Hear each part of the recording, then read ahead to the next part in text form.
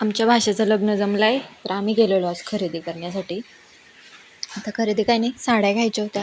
रुद्राच्या पप्पांना कपडे घ्यायचे होते आणि मला साड्या घ्यायच्या होत्या. पोरांना काय त्या रुद्रला चांगले कपडे होते त्याच्या काकाच्या लग्नातलं घेतलेलं आणि शिवलाच फक्त घ्यायचे होते, त्याला मुरबाडला घेणार होतो. पण मला साड्या घ्यायच्या होत्या. बोललो चला बघू द्या. इकडे कोणगावला नाही का, कल्याणच्या पुढे गोवा कोणगाव आहे, त्या तिकडं दुकानात गेलेलो आम्ही. मस्त नाही, भारी भारी साड्या भेटतात. कोणी गेलं नसेल तर नक्की जावा. नवऱ्यांना पण साड्या भेटतात.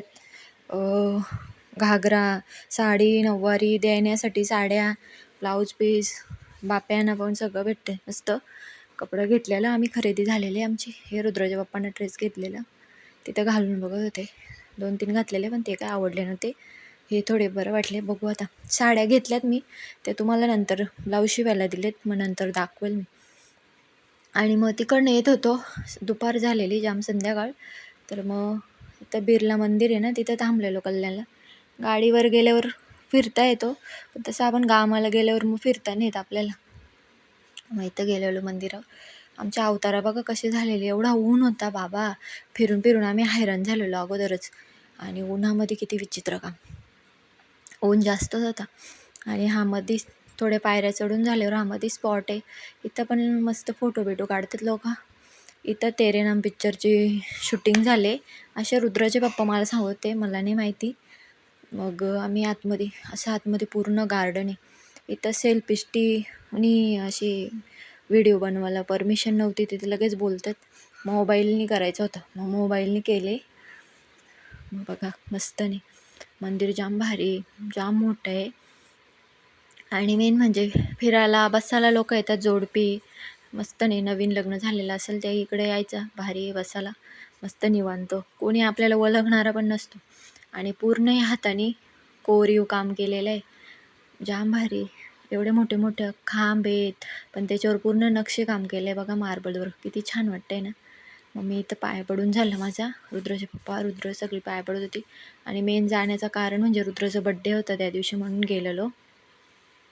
बड्डेला जातो आम्ही टिटवाळ्याला, कोणाचा बड्डे असो, फिक्स आहे आमचा टिटवाळा. पण ह्यावेळेस साड्या घ्यायच्या होत्या कपडं, म्हणून आम्ही तिकडं गेलेलो. मस्त नाही फिरायला. बघा तुम्ही पण एक वेळा जावा नक्की, कोणी गेलं नसेल तर. हे फिराबिराचं चाल कधी असतात, लग्न झाल्या नवीन. नंतर कोण नाही जात फिरायला. एकदा संसारात मग्न झाल्यावर माणसाने वेळ पण नसतो. आणि मग तेव्हा आपल्याला पैसे थोडे सेविंग करून ठेवायचं असतात. बाकी काय नाही, पुढचा सगळा प्लॅन असतंय म्हणून. पण अगोदर फिरून घ्यायचा. अगोदर नाही ना फिरला तर मग नंतर कधीच फिरता नाहीत. आम्हाला अगोदर कुठंच जाता नाही आला, म्हणून आम्ही आता फिरतोय. पण आता काही सांगता पण येणार नाही. जाऊ द्या, स्वतःचं दुःख दुसऱ्याला नाही सांगत बसायचा. एवढ्या मोठ्या मोठ्या घंटा होत्या बघा. इथं पाठीमागची एरिया आहे, मस्त जाम भारी फिरायला. तेवढं भारी ना, मस्त. आम्ही एक दिवशी संध्याकाळी जाऊ आता असं ठरवलं आहे. आम्ही घाईत गेलेलो ना, आता घाईत बघितले आम्ही पूर्ण मंदिर. एवढा काय वेळ नव्हता आमच्याकडं. हे व्हाईट पट्टा आहे ना, याच्याने पायने भाजत सगळीकडे, म्हणून फिरायला जरा बरं होता. नाही तर आम्ही गवतावरून थोडं थोडं चालत होतो.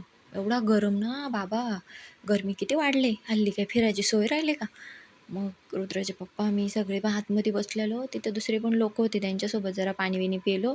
आणि बघा आमची खरेदी, आमच्या पिशव्यासोबत होत्या, रुद्राच्या पण कडं 2-3 पिशव्या होत्या. वैतागलं होतं रुद्र पण. मग चाललो आता घरी. आणि अवतार बघा आमचे उन्हाने कसे झालेत बाई, कोणी ओळखणार सुद्धा नाही आम्हाला. आणि गार्डन तर एवढा मोठा आहे ना, बापरे जाम भारी. हे बघा किती व्हाईट पट्टा मोठा आहे सगळीकडे. आणि गार्डनला आम्ही गेलेलो तेव्हा पाणी सोडायला लावलेलं, मस्त नाही. कोण कोण गेलं असेल त्यांनी सांगा कमेंटमध्ये. मस्त नाही, भारी मंदिर. मी तर कधी गेले नाही, मी ऐकलं पण नव्हतं. फक्त सांगायचे लोक इथं मंदिर आहे. पण आता काल गेल्यावर मला समजलं आहे किती मस्त नाही.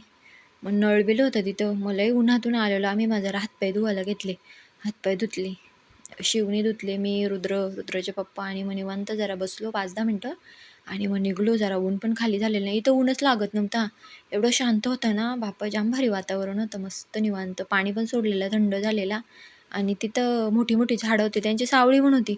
पाठीमागचं मंदिर तर बघा, पाठीमागनं असं ते काय दिसतोय, किती भारी आहे ना. सगळीकडे नक्षीचं कोरीव काम सेम आहे हाताने का. हे बघा नळ. नळाचं काम चालू होतं. शिवल्यालाही मजा आलेली इथं फिरताना. असं नुसता मोकला ना, स्वच्छ साप ना, पडाची भीती नाही का काय नाही. झाला आमचा फिरून. आता आम्ही खाली जात होतो. ते कोकिला दिसली तर ती कोकिला आवाज काढत होती. तसा शिव तिची कॉफी करत होता, आवाज काढत होता. मग झाला मस्त आम्ही फिरून आणि बोलू चला आता निघू, लय वेळ झाला आहे, घरी पण जायचं होतं. घरी यायचं म्हणजे असा गाडी असली का मग निवांत असते, थोडा वेळ झाला तरी चालतो.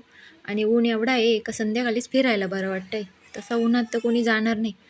मग जरा निघलो आम्ही. एवढी मोठी मोठी झाड आहेत तिथं, मस्त निवांत आहे सगळं. बारीक पोरं असल्यावर पण फिरता नाहीत, नुसती ती रडतात काय ना वरडतात काय. मोठे ट्रिप ना आपण कधी जाणार आहेत, जेव्हा जाऊ तेव्हा जाऊ. पण छोटे आहेत ते पण बघायला पाहिजेत, त्यांची पण मजा घ्यायला पाहिजे ना.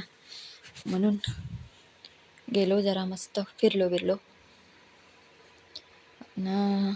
हे बाहेर मग मस्त नाही. इथं बसतात लोक.